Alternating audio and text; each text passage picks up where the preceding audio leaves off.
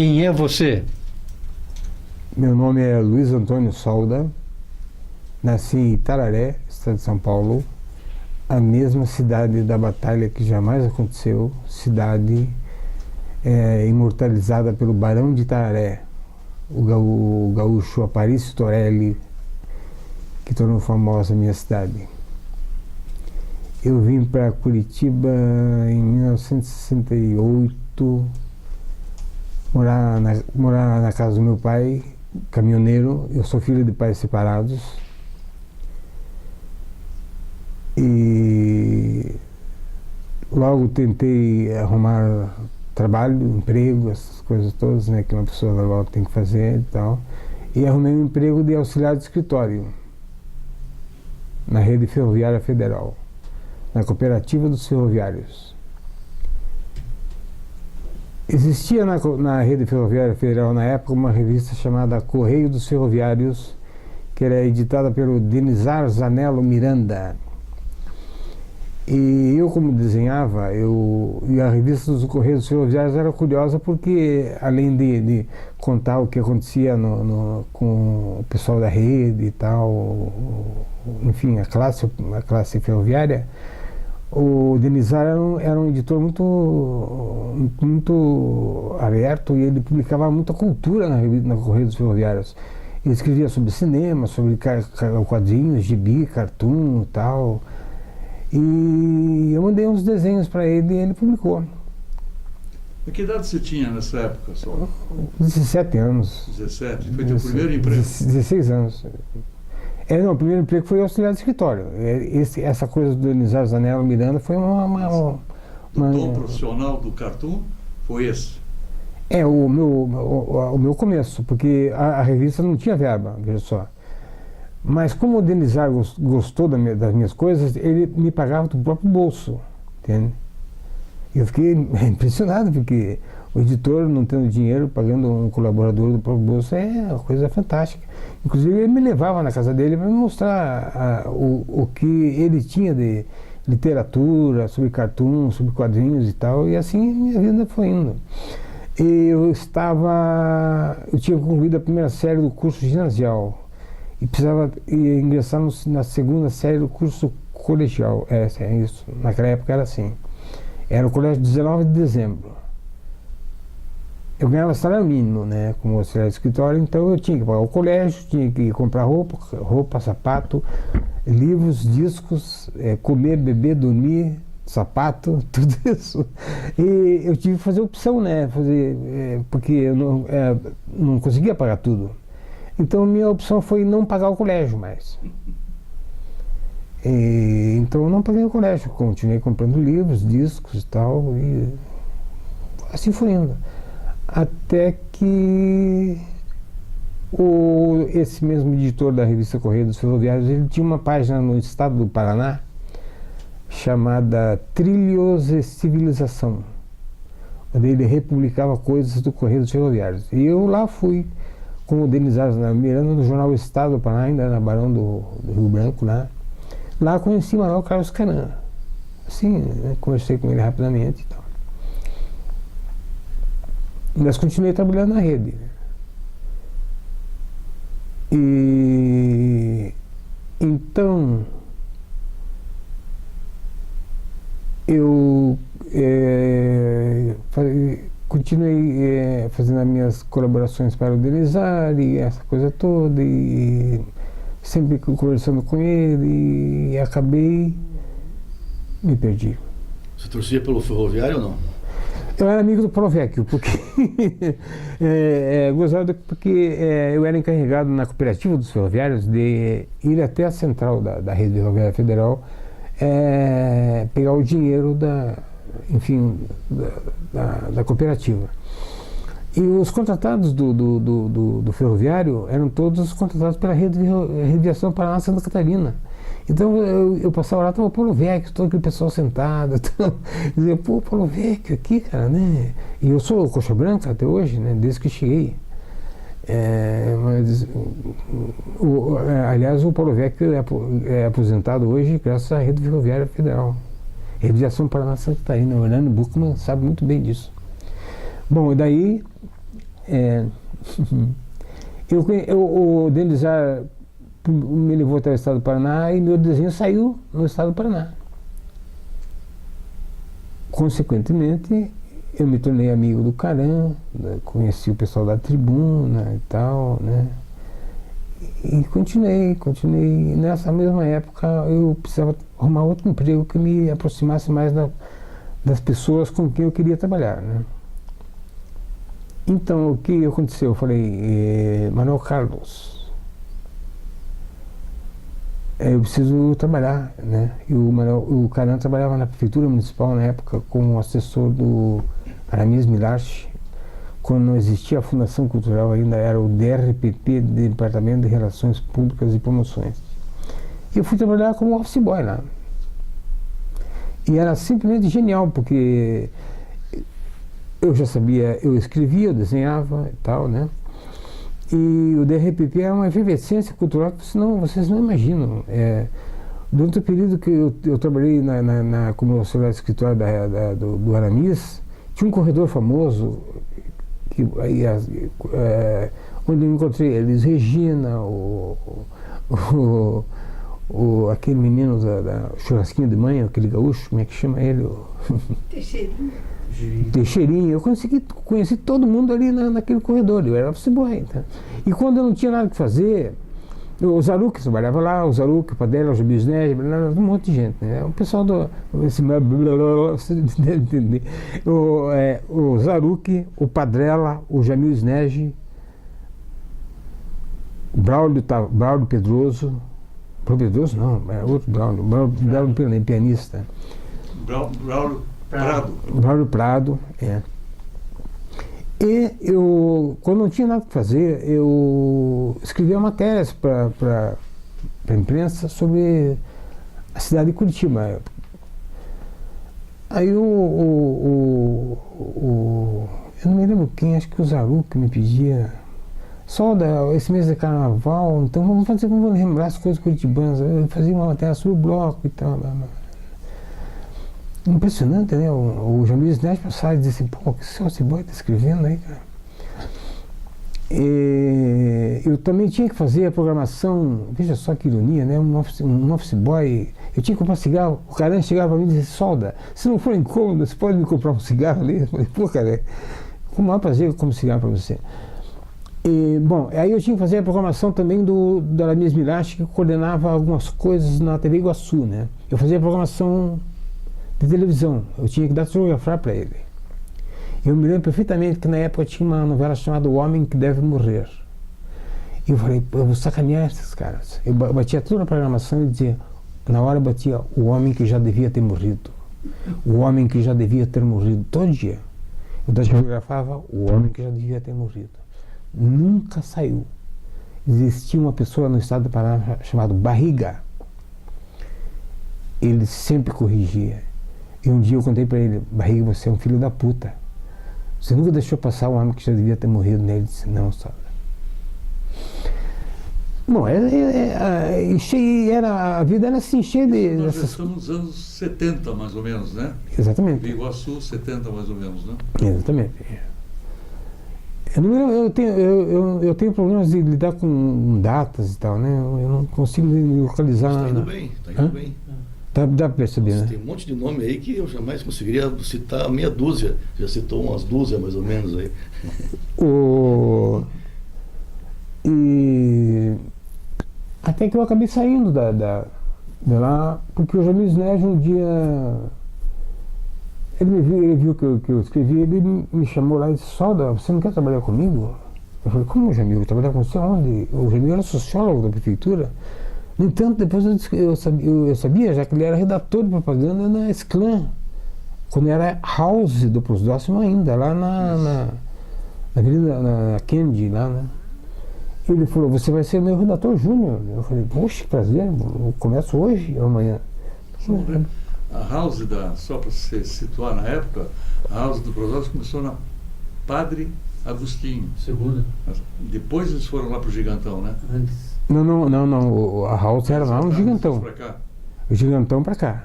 Eu me lembro perfeitamente que era no Prosdóximo Gigantão lá. Até isso não fazia desenho, nada? Fazia. Já fazia desenhos e você falava que escrevia, né? Sim, aí eu trabalhava com o Jamil, ambos éramos redatores e tal, mas tinha uma pessoa da criação lá, da agência, da Scrum na época, que eu e ele achávamos que era um pessoal que já... Eles faziam aquilo porque eles precisavam do salário para sobreviver, né? E isso não condiz com uma agência de propaganda, por exemplo. O cara tem que ter prazer naquilo que está fazendo. Se não tiver prazer, e eu sentia que os caras não tinham prazer. Então, o Jamil Sneg fez um texto, a gente bolou um anúncio, e eu fiz o layout. Era para vender apartamento, eu fiz um sujeito, um cara dando um chute no cachorrinho dele, assim, pá! Chega de morar na casa dos outros. Pô, ficou genial. Eu e o Jamil ficamos vibrando, falando, pô, finalmente alguma coisa, né? Alguma coisa nova aqui dentro, porque os caras eram aqueles, eram os dinossauros que estavam lá fazendo. E né? a Scrum perdeu a conta desse cliente, né? Porque já era um cliente que eles estavam começando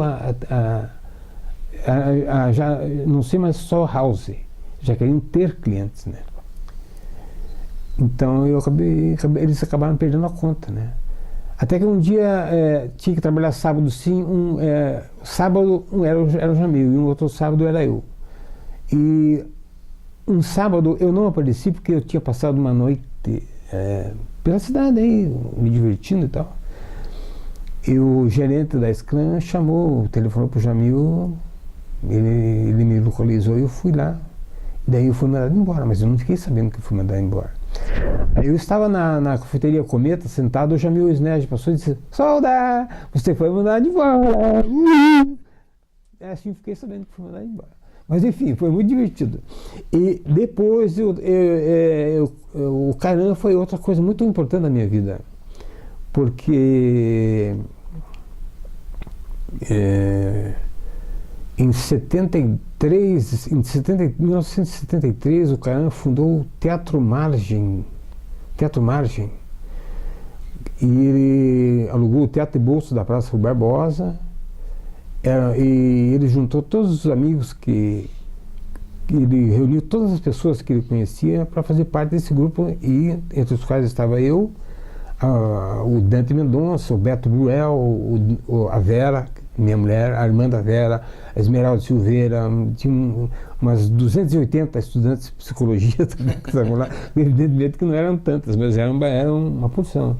O irmão do Caran, onde eu era músico, eu era contrabaixista, porque esse grupo de teatro era curioso pelo seguinte, porque era um grupo assim, tudo nós fazíamos em função da transgressão. Transgredir, fazendo aquilo que você acha que é o melhor que você pode fazer, e sempre fazendo o melhor. Não fazer, porque as pessoas dizem, não, tá bom assim. Para nós não estava, nunca estava bom, entende? E o cara nunca foi um sujeito muito de mandar fazer. Ele esperava que você fizesse aquilo que ele gostaria que fosse ser feito. E a gente fez, né? E fizemos, e foi muito marcante na época, porque eu tinha uma namorada na época, e a irmã da Vera, minha mulher, atual, falei, a Ione Prado estava fazendo qual a peça mesmo, Vera? Da praça, né? Não, é o nome da peça, que é a Ione Prado, a irmã dela, a irmã da Vera, minha mulher, estava fazendo uma peça. E ela teve que, a Vera, que é minha mulher, abre a janela e deixa o ar. Peraí. Abre a janela e deixa entrar o ar puro e o sol da manhã, de Antônio Bivar, né? Abre a janela e deixa entrar o ar puro e o sol da manhã, de Antônio Bivar, com o Ione Prado e o Alberto Sundurião. Aí a Ione Prado não pôde mais fazer, será um dia ou 2 dias, e a Vera foi substituí-la. Aí eu fiquei encantado, falei, meu Deus, que é isso? E infelizmente, como eu tinha uma namorada, e aí no mesmo dia eu a levei até o Jean Gil, me lembro perfeitamente, E disse para ela, olha, infelizmente hoje eu conheci uma menina, que eu nem sei o nome dela direito, mas eu não posso mais continuar namorando com você não, porque eu vou estar te enganando. Houve uma certa tristeza dela, é claro, né? Mas eu fui absolutamente sincero. E acabei casando com essa menina que eu estou hoje há 40 anos. E a partir desse momento detonou-se assim, uma série de coisas, e aqui estou eu, porque no mesmo momento que eu estava fazendo teatro com o Caran, que nós estávamos fazendo teatro com o Caran, eu conheci o Retamoso na Rua 15, eu achei estranho aquele sujeito vindo, e eu falei, quem é esse cara? Eu falei, você é o? Ele falou assim, eu sou o Retamoso. Eu falei, pô, que legal, cara, você é cartunista? Sou. Então, aí ele me levou para trabalhar com ele na Lema Propaganda. Me lembro perfeitamente que lá trabalhava o Valmor Marcelino, Rui Werneck de Capistrano, era o Benvenuti, que era o contato, era A Lema ali na Marechal? Não. Marechal, 11º andar. A Lema depois foi para o Praça Osório. Depois foi no Praça Osório. Eu me lembro que o primeiro trabalho que a gente fez foi para o curso positivo. Maurício Távora estava na Lema? Não, o Maurício Távora era da Soma. Na Soma. Que era no mesmo lugar lá. Rafael de Lala, Maurício Távora, também trabalhei lá. Depois eu conto. Eu já chego lá.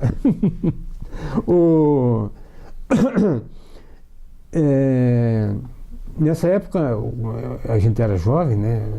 Eu também fui jovem, seu guarda. A gente bebia bastante, a gente se divertia, boa, né? E o Retamoso, o Benvenuti, o contato, chegou e disse, olha, nós temos uma conta, pegamos a conta desse grupo aqui que começar um cursinho aí e tal. Eles não têm muita verba, investimento, enfim, mas o nosso trabalho é exatamente esse, falar do cliente, né? Aí eu pedi um logotipo, pedi um material, papelaria, essas coisas todas, para dar o pontapé inicial na conta, né? E eu tinha que fazer uma pasta do cursinho, né? E o exemplo veio, que era uma pasta do curso de Direito da Federal, se não me engano, uma pasta assim que era azul, vermelha, roxa, amarela, esse curso, né? Eu achei aquilo, eu vou ter que me basear nisso, fazer. Aí eu tava meio de ressaco, falei, Reta, não vou conseguir fazer isso aqui não, cara. Eu vou fazer um negócio seguinte, ó. Fazer uma pasta toda branca, assim, eu não consigo pintar nada agora. Eu tenho ideias, mas vamos fazer assim, ó, essa tua marca que tá fantástica, a mãozinha do positivo. Você deve lembrar. É do Retamoso, né? É do Retamoso. Muito bom aquilo. A gente fez algumas coisas, algumas mudanças, né? Porque ele já tinha essa marca. Ele trouxe do Rio Grande do Sul, porque é dele. Ele desenhou aquilo porque o Retamoso já era. Não que ele pegou de alguém, ele fez aquilo, mas ele trouxe, já tinha com ele no trabalho dele. E ocorreu que o Benvenuti foi lá meio assim, essa pasta aqui, só com nome, essa mãozinha é muito moderna, os caras não vão. Ele foi e voltou soltando foguete, porque ele conseguiu a conta de um curso que estava começando, né? E era uma pequena conta, nós tínhamos outras contas e tal. Mas enfim, eu me lembro perfeitamente porque estava tocando uma música chamada Ouro de Tolo, do Raul Seixas, em 1973. Porque todo diretor de arte, toda pessoa de agência naquela época tinha um radinho de pilha. E estava tocando Ouro de Tolo, eu falei, pô, esse cara vai estourar. E a nossa campanha vai dar certíssimo, cair batata. Tempos atrás eu contei pro Rogério Mainardes, né? Que foi nós que fizemos aquilo. Ele falou, não acredito. Eu falei, então eu também não acredito. E assim foi, a gente fazia teatro com o Caran, nós fomos todo o pessoal de teatro era uma comunidade, a gente alugava o teatro, alugamos o teatro para Dercy Gonçalves em uma época. Dercy Gonçalves, isso. Ela tinha o quê? Uns 78 anos, uma menina ainda. E gozado que a gente via aquela Dercy Gonçalves na televisão, aquela dizendo, filha da puta, lazarento, vai tomar no cu. ela chegava o espetáculo dela começava às 9 horas da noite, ela chegava às 4 da tarde, né? Ficava sentada no saguão, uma senhora assim, quieta, refletindo, assim, pensando. Daí, etc., ela ia dar uma olhada no cenário e tal. Daí... Pensando no hall de palavrões. Mas no primeiro dia na montagem do cenário, era Na Cama com Dercy Gonçalves, o nome do espetáculo. Na Cama com Dercy é foda, né? E aí alguém tinha que testar a cama com a Dercy para ver se fazia assim, né? E eu testei a cama com a Dercy Gonçalves. Eu tinha o quê? 20 e poucos anos. Praticamente dormi com a Dercy Gonçalves, mas só para constar, né? Sem sexo. Dormiu com ela, sem sexo.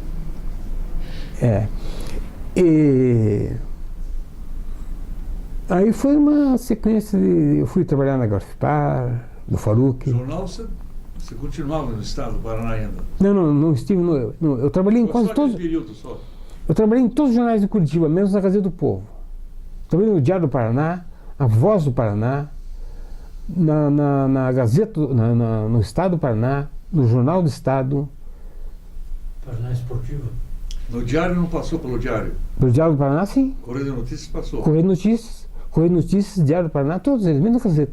Voz do Paraná. A Voz do Paraná era o seguinte, em 1978. O Haroldo já tocava, né? Hein? O Haroldo já tocava? Sim, o Haroldo Murat e o Celso Nascimento. Mas era uma época muito a censura, né?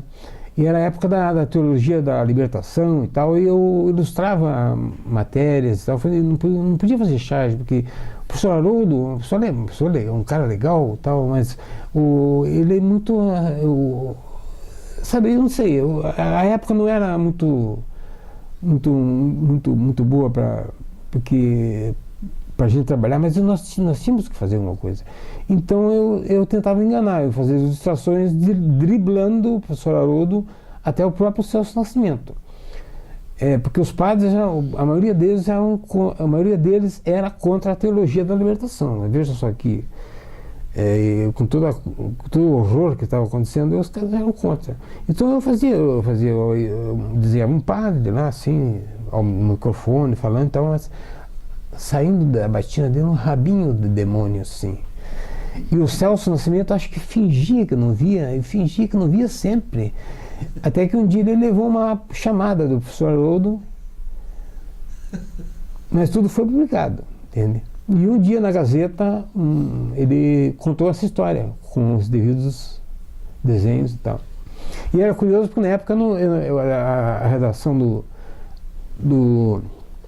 a Voz do Paraná, ali perto do Cassino AU, né? Era, na época. Redação da Voz do Paraná?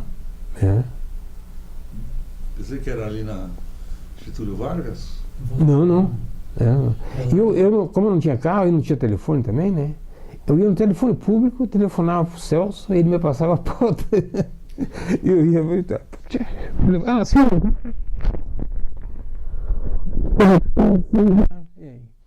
Mas foi uma beleza, né?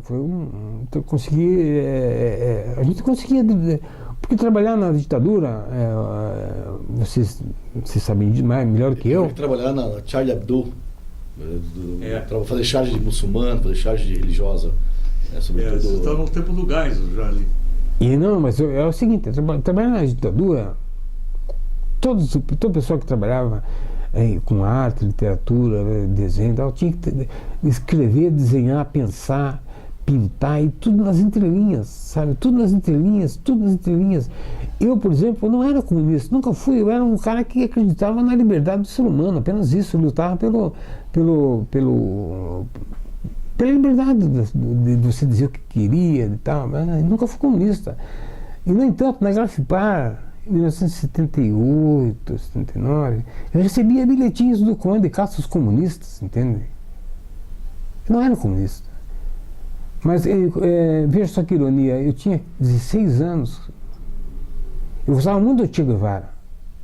Com 16 anos, eu era um adolescente. Qual foi o adolescente naquela época que não era apaixonado pelo Che Guevara, aquele cara cabeludo, barbudo, que era um revolucionário? Todas as pessoas eram. Você estava em Tararé ainda. Não, estava aqui já. 6 anos já? Hã? estava com 16 anos? Não, eu falei para você que eu não me situo no tempo. Eu estava em Curitiba. Eu sabia alguma coisa sobre o comunismo, assim, mas não tinha ideia do que era aquilo. Depois eu fiquei sabendo. Mas até hoje tem um documentário por aí, T-Evolution, porque aquela imagem do Korda, o fotógrafo Korda, aquela foto do Che Guevara que ele tirou lá em Cuba, é a imagem mais reproduzida do século XX, bateu a Mona Lisa, entende? Tem jovem que usa hoje aquela imagem na camiseta, não sabe do que se trata. Pensa que, eu vi o documentário esses dias aí, achei que uma menina disse, esse aqui é um músico de reggae, Jamaica. Bob Marley. Pode se ver, né? Bom, aí em 68 ele foi assassinado. 68 ele foi assassinado na Bolívia, né? Eu chorei. Com aquela foto dele que saiu nos jornais, parecia aquela coisa, sabe, uma imagem de Cristo, assim, é uma contradição, né? Porque ele matou pessoas, né? Enfim, era um guerrilheiro, ele não brincava de serviço, né? O Cristo também não brincava de serviço, né? Mas ele não matava ninguém. Só que Cristo multiplicava os pães, transformava água em vinho, e tal, né?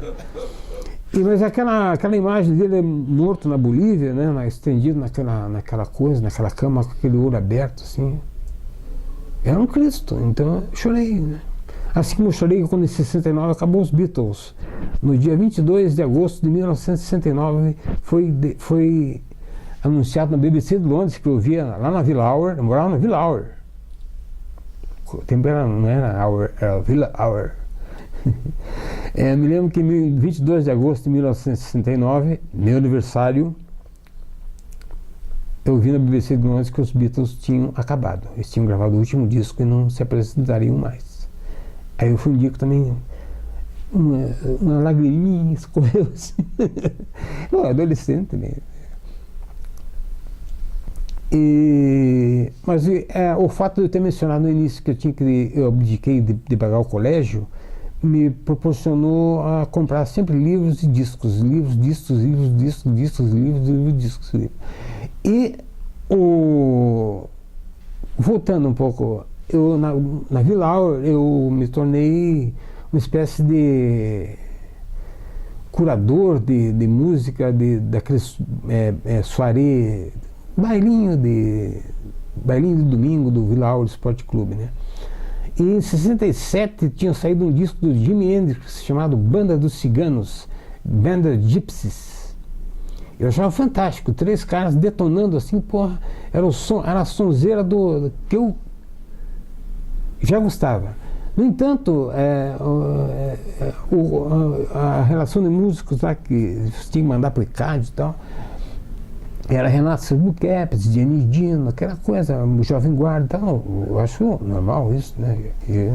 Só que um dia eu enfiei um Jimi Hendrix lá, né? Ficou vazio o salão. Ninguém estava acostumado com aquilo. Só eu sabia daquilo. As pessoas saíram e o diretor do clube foi lá e disse, por favor, só bota um Renato Albuquerque aí pro pessoal não sabe não. E começou tudo.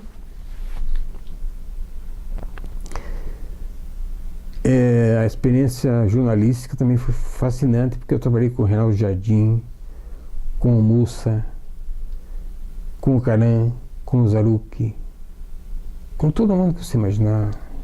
Nessa época, porque você é um renomado cartunista, né? Tem realmente o dom, você não está sentado à toa nesse pedestal. Quem eram os cartunistas na época?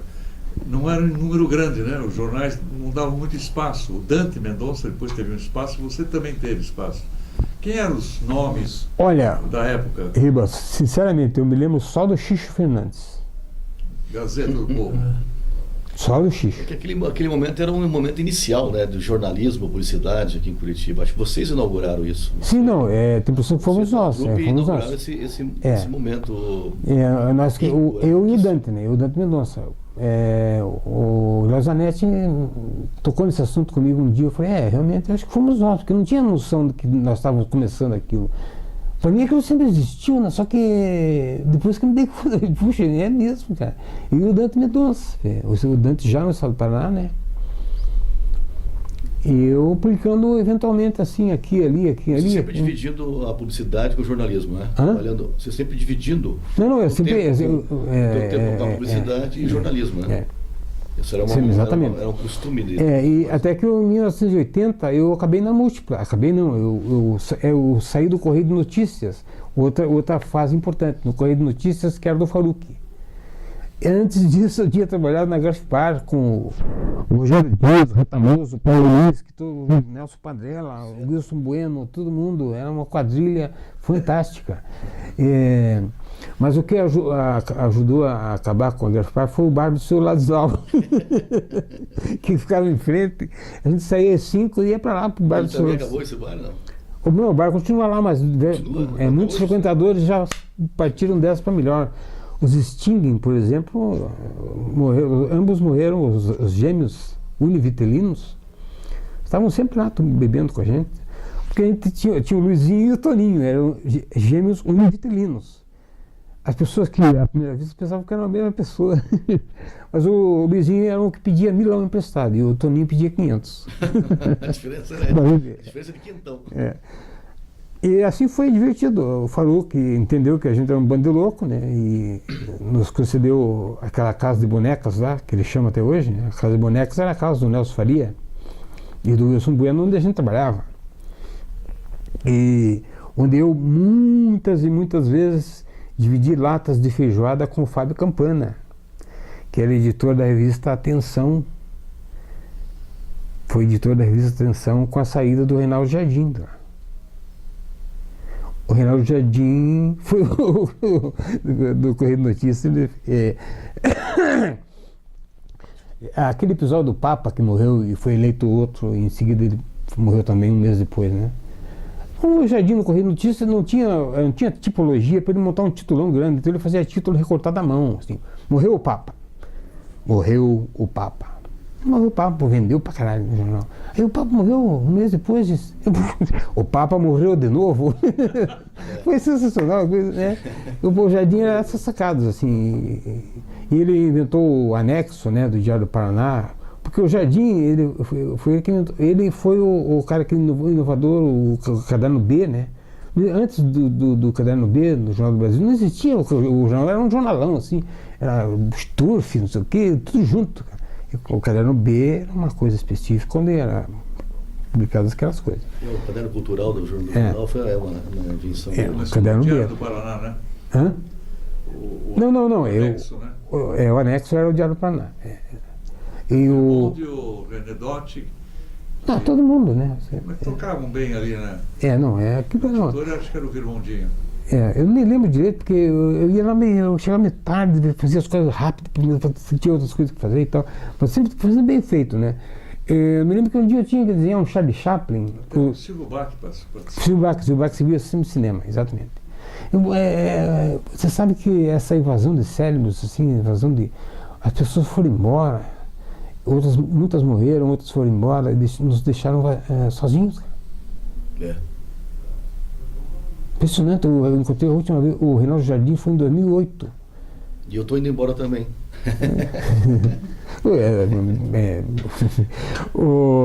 Mas é muito melancólico falar sobre isso, mas enfim, deixa depois a gente... Não que vai ser alguma perda irreparável, como seria... Uma perca, diria outro. Como diria o Leminski, quando a gente publicou, quando vocês publicaram aquele livro, Para Mim Chega, eu tinha 16 anos, eu mal tinha começado, já Para Mim Chega.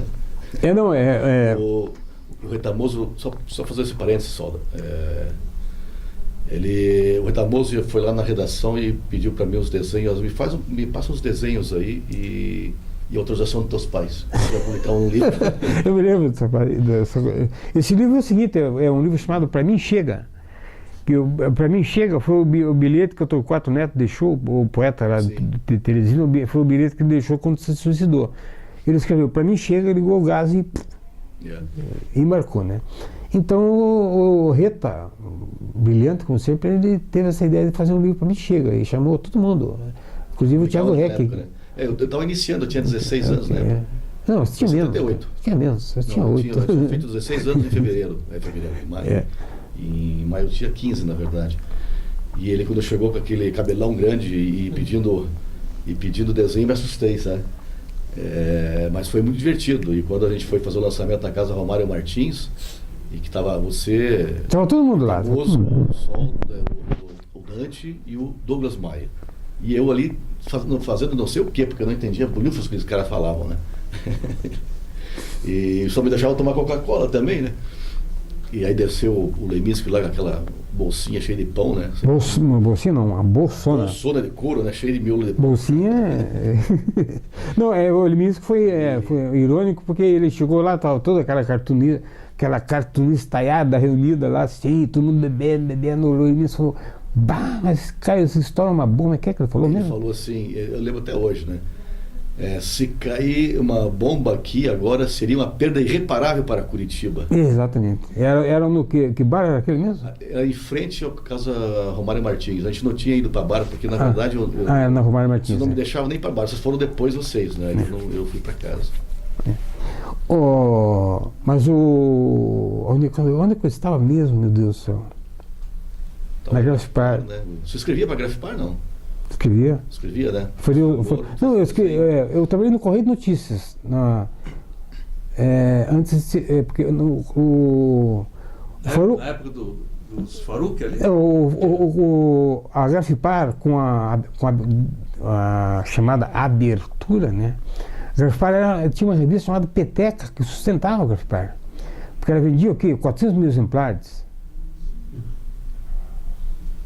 Era a única revista, era uma revista pequenininha que publicava pentelhos. Foi uma editora revolucionária. As outras editoras, não, a revista Homem não existia. A revista Homem não podia publicar pelos pubianos, não pentelhos. E a Peteca publicava. E tanto que eu, o Toninho e tal, a gente que ficava lá selecionando as mulheres, a gente estava de saco cheio de ver porra de foto de mulher pelada, não aguentava mais, chegava em casa assim. Bom. Aí, com a abertura, todo mundo começou a publicar tudo, cara. Pô, abriu e detonou aquela mulherada pelada, escrachando, ginecológico o negócio. E a Peteca parou de vender. O Faruk tentou ainda com uma revista gay chamada Rose, né? Que inclusive tem um personagem, o Mazinha posou nu para a revista Rose. O Mazinha posou nu tocando violão assim. Fotografado pela gorda, a mulher do Reto, a Nélida Curtis, a grande gorda. E era editado pelo Wilson Bueno, pelo Nelson Faria, pela Alice Ruiz. Todo mundo escrevia naquela revista, na MPTX também. Veja só, Alice Ruiz, Wilson Bueno, Nelson Padrella, a mãe da Valéria Prockman, Valéria Prockman, me lembro o nome dela, esqueci. A mãe da Valéria Prockman, eu escrevia também. E foi uma época próspera, só que daí a gráfica começou a declinar em virtude da pouca venda de revista, né? E também teve a efervescência dos quadrinhos na época lá, na gráfica. Tanto é que aquele menino, que desenhava o Anjo, as aventuras do Anjo, como é que chama ele? Não era o Jotinha, não, né? Hã? Não era o Jotinha. Não, era um quadrinista mesmo. Ele veio morar em Curitiba em virtude de fazer só para trabalhar para Grafipar. Era o. Não, Shimamoto não. O Seto é um cara importantíssimo nessa. Não, eu vou me lembrar dele. Quadrinhos na Grafipar, né? Ele é um cara famoso que desenhava as aventuras do Anjo. O Sombra. Ele veio morar em Curitiba, morava na Vila Fania. Eu fui muitas vezes na casa dele. E vendia, era coisa fantástica. Na época da BR lá já, né?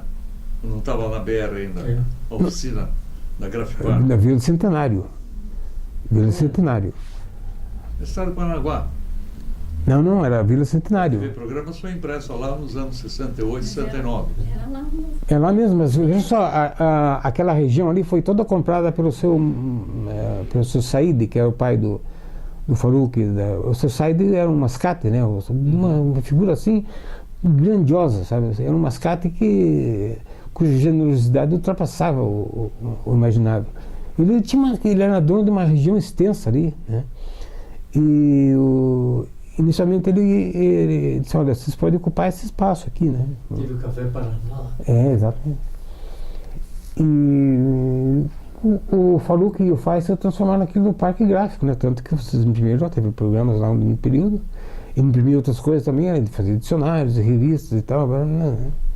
Fazer quadrinhos. Com a vinda do Cláudio Seto, do estado de São Paulo, da editora Edrel, aquilo transformou-se, porque o Seto foi o introdutor do como é que chama quadrinhos em japonês mesmo? Mangá. Mangá.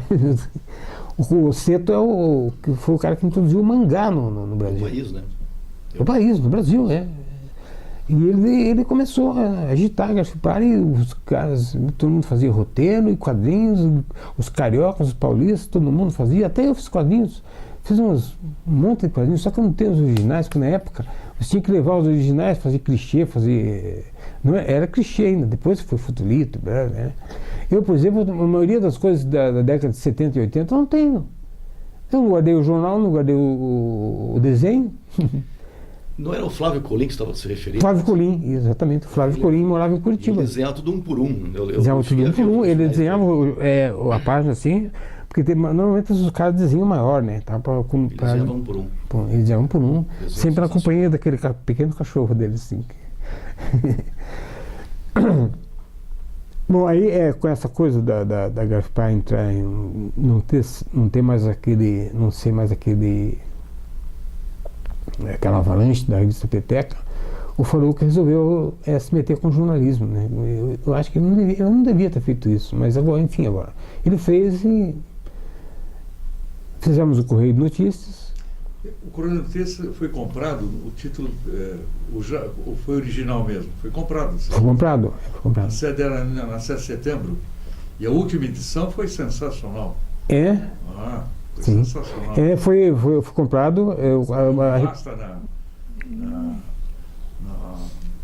no tempo da ditadura. Exato, foi em 1980. Bom, tive até pouco tempo, não tinha essa edição. Realmente foi um ato de coragem, de tudo. Eu me lembro da charge que eu fiz. O cara com uma flecha nas costas, caído assim, e rindo. Erraram o coração. Entendeu? Boa. Mas era uma efervescência também aquele jornal lá. Porque o Fábio Campana, na época, exigia-se o registro de jornalista. O Desidério Peron, que era o presidente do sindicato, era muito rigoroso. Ele era do sindicato, né? Mas enfim, o Fábio Campana, os americanos, os jornais americanos, ninguém é obrigado a ser jornalista para publicar nos jornais americanos. Se o cara é um cardiologista e quer escrever sobre o assunto, ele escreve porque ele é cardiologista, ele é especialista, né? Aqui não, aqui o cara tem que ser jornalista, então. E lá era uma redação efervescente. Tanto que lá o Reinaldo Jardim não era do jornal, mas ia lá o poeta Romão Marcelino, todo mundo estava lá. Nesse período que eu estive lá em 78, eu acho que você tinha trabalhado lá, ou você não trabalhou lá nessa época, ou foi depois? Não, eu ia no Correio de Notícias, eu não trabalhei nesse Correio que você... Porque o meu... Você ilustrava o Leminski, né? A sede era ali na Mintas de Barros. Você ilustrava o Leminski, né? Na verdade, eu sempre, quando eu cheguei, já estava tudo meio acabando. A festa estava tudo acabando. O acho que era do Cícero Catani. Cícero Catani, né? Mas estava o Reinaldo Jardim, estava o Leminski, que colaborava também com uma coluna. Eu ilustrava a coluna do Leminski. O Desidério Peron era o presidente do sindicato, que ele que exigiu as formalidades de registro em carteira, com salarial. E eu, com 16 anos, eu ganhava uma puta grana. Eu comprava puxa-puxa, Maria Mola e sobrava um monte ainda. Você profissionalmente ganhava bem nessa época dos anos da ditadura, como profissional de jornal, charge, Olha, etc. a gente ganhava o suficiente para sobreviver, para comprar o essencial. O essencial para mim era livros, revistas, ter o que vestir, o que comer, e, sabe? Cinema não precisava, porque o Caran como jornalista, ele tinha carteirinha para 2 pessoas. E geralmente ele Solda, vamos ver um filme? Vamos. Aí o cara que me introduziu o cinema, digamos assim, porque eu via filmes assim. O primeiro filme que eu vi com ele foi, se não me engano, foi o Encurralado. Encurralado, que ele grande sucesso. Um dos primeiros sucessos do Spielberg, né? Ele fez para televisão, né? Eu vi o DVD agora com o making of, pô, fantástico, né? O cara fez tudo aquilo com 2 câmeras, cara. Só para a gente pular muito o assunto, só lembrando o jornalismo, você concorda que esse idealismo que você demonstra que tem, e o teu patrimônio é a cabeça, é tudo, é uma cachaça, não é? Uma coisa que você está sempre ligado, não, sempre motivado. Seria até irônico eu dizer que é uma cachaça para mim, mas porque... Não é cachaça no tempo. Não, eu sei, Rivas. Vício, né? Não se trata de vício, é assim como você respirar, entende? Para você estar vivo, você tem que respirar, certo? Ó, pare de respirar, porque senão...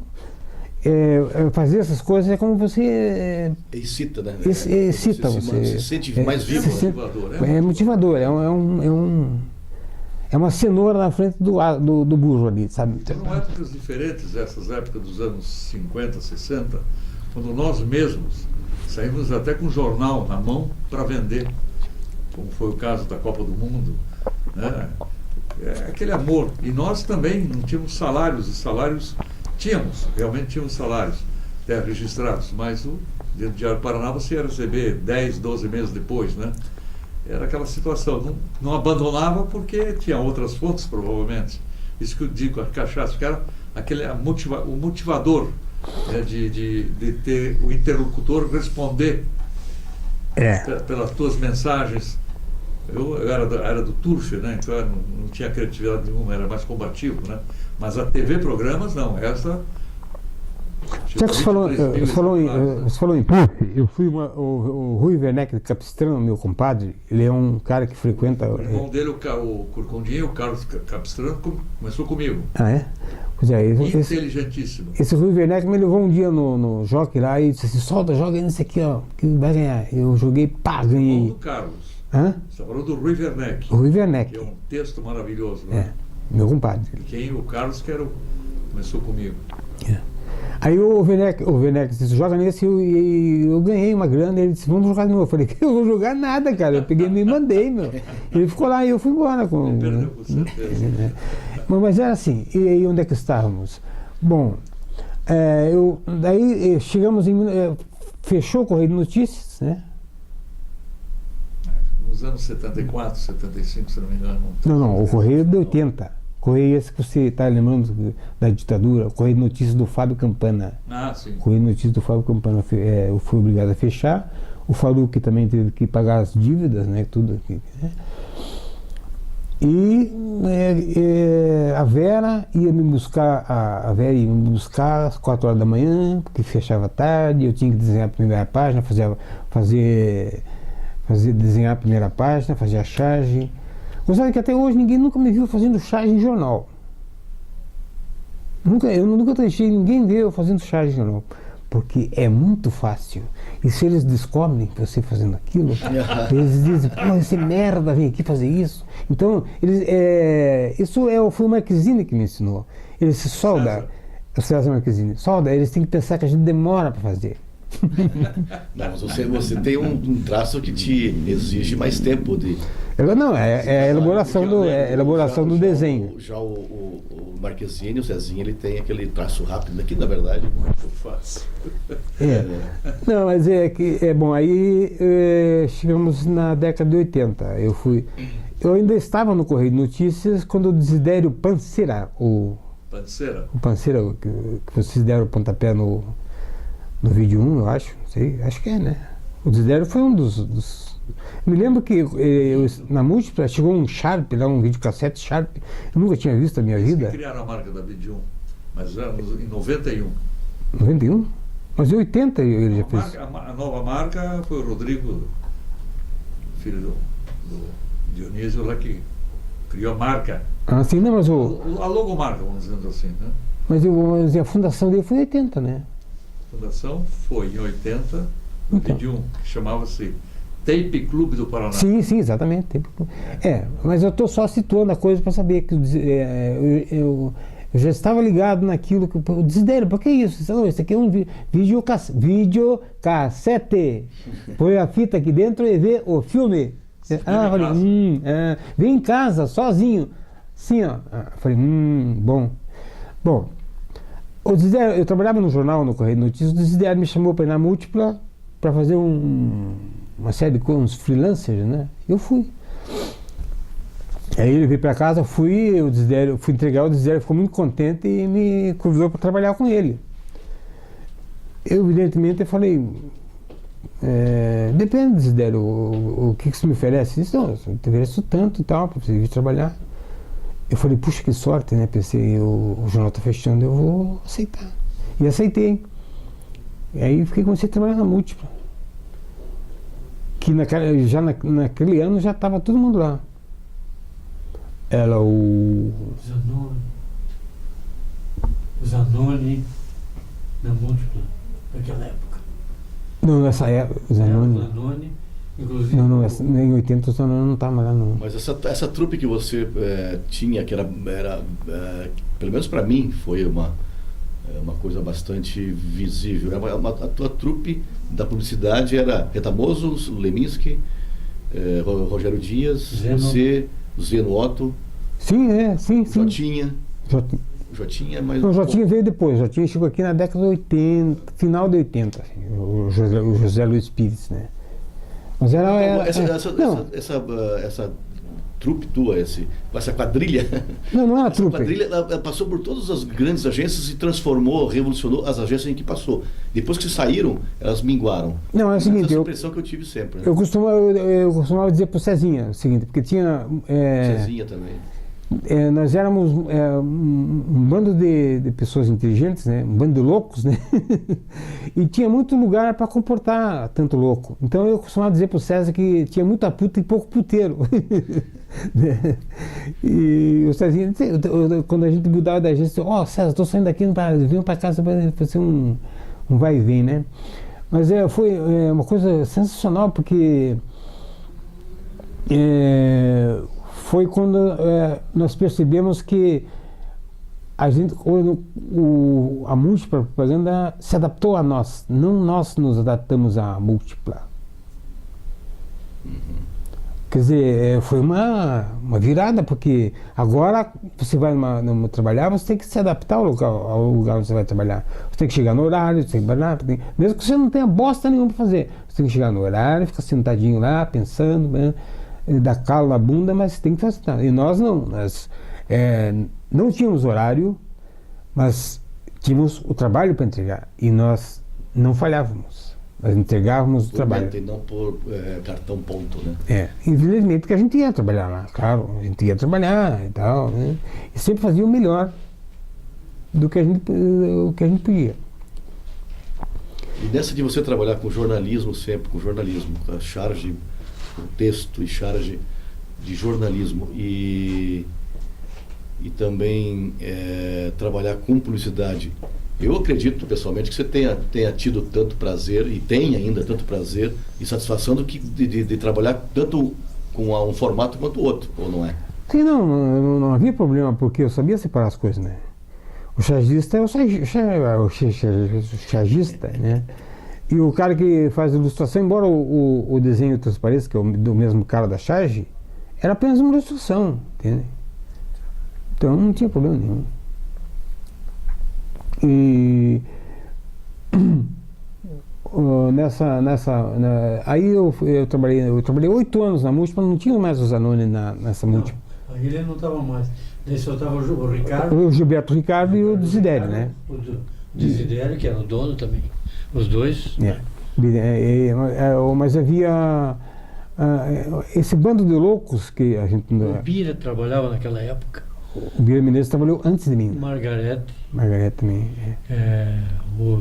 O Capistrano. O Werneck trabalhou também antes de mim. Eles trabalharam na rua do...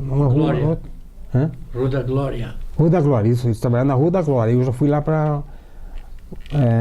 Me lembro o nome da rua. Rua Mauá. Não. Não. Ali era Rua Mauá, era múltipla. Umarama. Bom, esse bando de loucos era coordenado por um sujeito sensato chamado Paulo Vítola. Você deve ter trabalhado com o Paulo Vítola. Uhum. Paulo Vítola é um caminhão de Rivotril, assim. E sensato, né? Porque para lidar com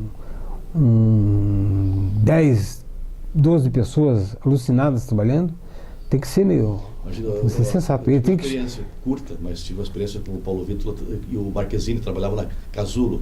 Lembra da Casulo? A marca não foi você que fez a Casulo? Foi.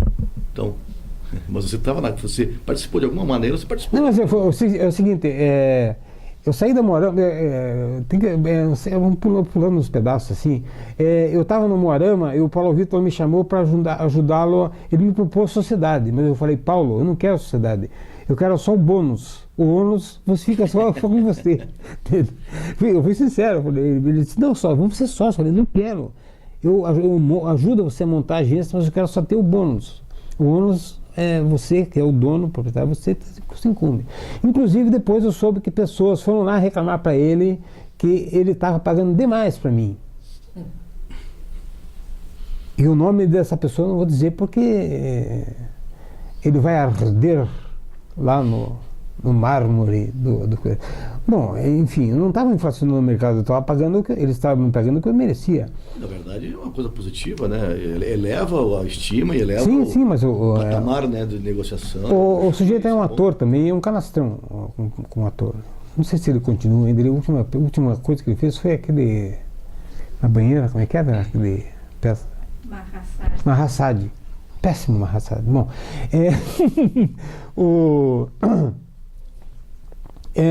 eu tinha saído da Moarama e fui trabalhar com o Paulo Vítola, né? Mas a Moarama era muito legal para trabalhar. Eu trabalhava com Rita também, com uma Alice Ruiz, né? E eu fui trabalhar com o Paulo Vítola. Aí eu ficava sozinho lá, ouvindo música, conversando com a Zilda e tal, né? Fazendo eventualmente alguma coisa e tal.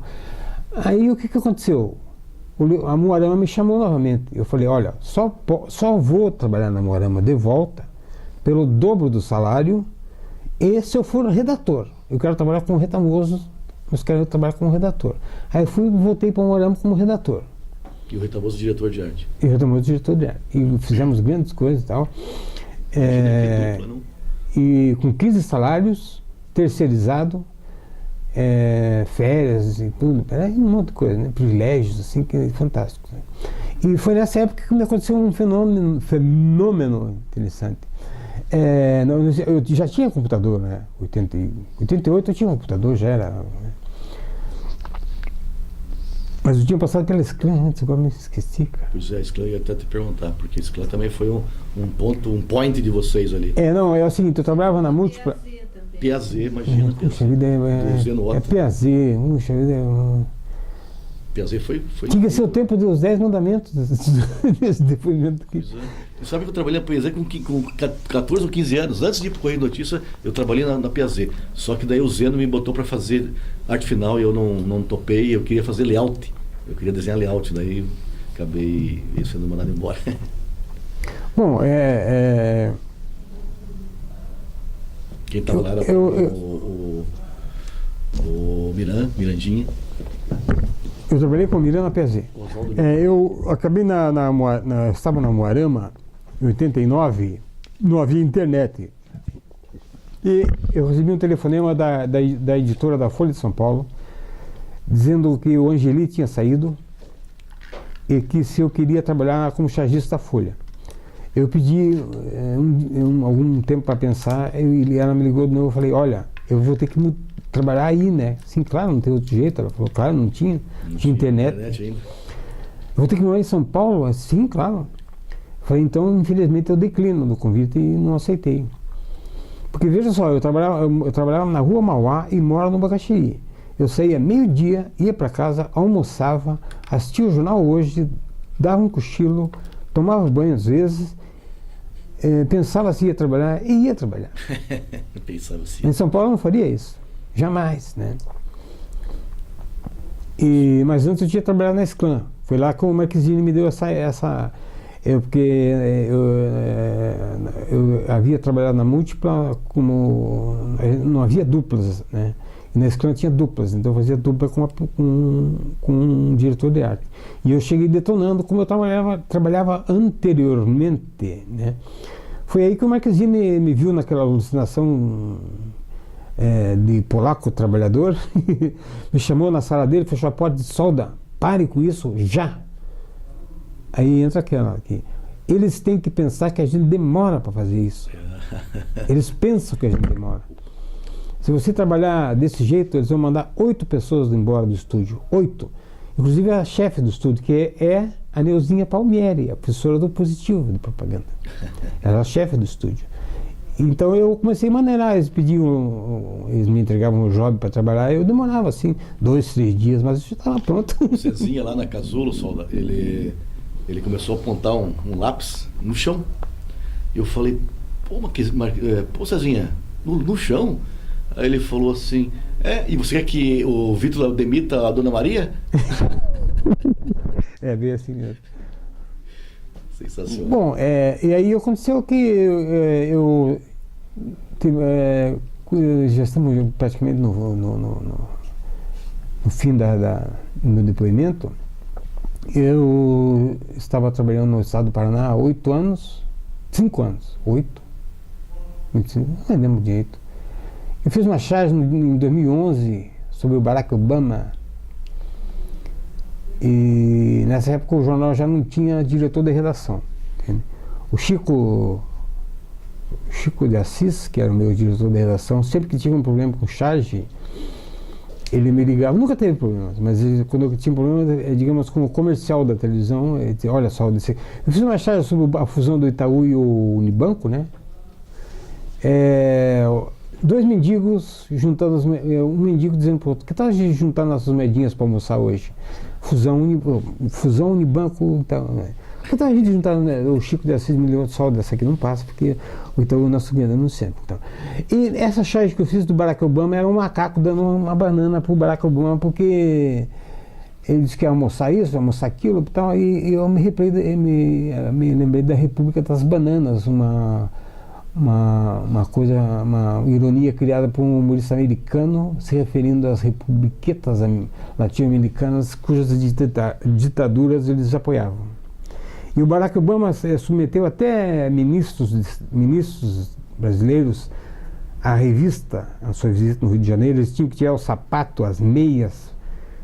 O que eles iam fazer para ele? Pô, sabe, eu fiquei, de certa forma, meio...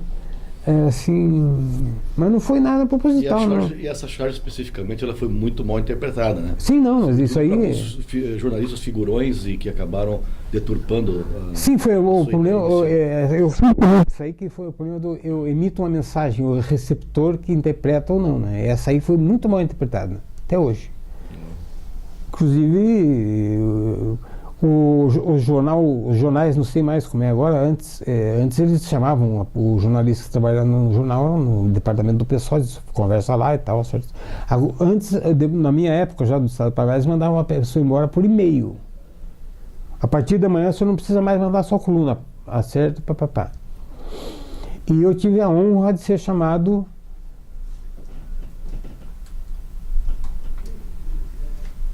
Pode continuar.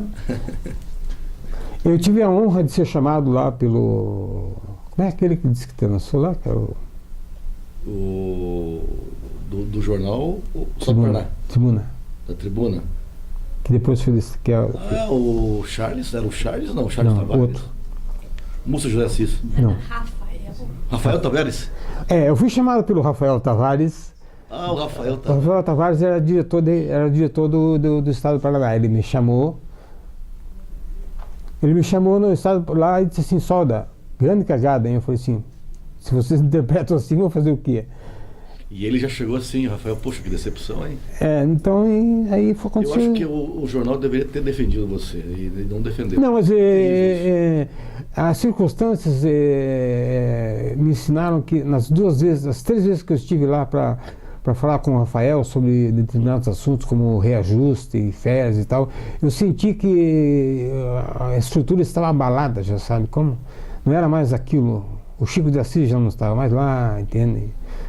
O filho do Mussa, o Mussa que é o coração. O Mussa foi mandado embora desse jeito, está na hora de você descansar, tchau.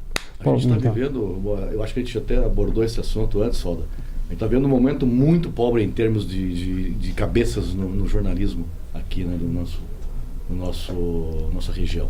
De jornalismo, de cinema, de teatro. O teatro ainda está sobrevivendo a duras penas com o esforço de alguma trupe que tem aí, uma turminha que a gente sabe quem são, né? Mas de modo geral está uma pobreza constrangedora, cara. Tem que surgir novas cabeças, sei lá. Não, isso aí eu já falei anteriormente sobre isso quando o Ribas me questionou. A evasão de cérebros, né? A evasão as pessoas iam embora na década de 80 e 90, né? E agora, com a internet...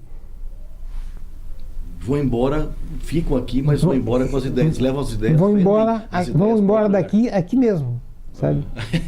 Boa. Né? Então, é isso aí que está acontecendo. Você sabe o que vai acontecer com a internet, cara? A internet é uma coisa muito complicada de explicar rapidamente, mas quando Gutenberg inventou a imprensa, o conhecimento era muito restrito à igreja, à religião, aos poderosos, aos reis, sabe? E o livro espalhou o conhecimento, espalhou, as pessoas ficaram sabendo. E 400 anos depois, em Florença, na Itália, houve uma coisa chamada Renascimento. Isso em virtude do Gutenberg, que inventou o livro. Eu comparo a internet à segunda invenção do Gutenberg, só que eu não sei se já estamos em alguma coisa ou estaremos daqui a quanto tempo. Quanto tempo vai levar isso? Porque não é impossível que uma pessoa, você num jantar, fique jantando com 18 pessoas e ninguém conversa, fica todo mundo assim no celular e tal. Oh, bom esse camarão. Vou dividir com a minha rede social. Aí posta lá na rede social. Não, então pratinho, a foto do camarão. Então eu queria finalizo por aqui.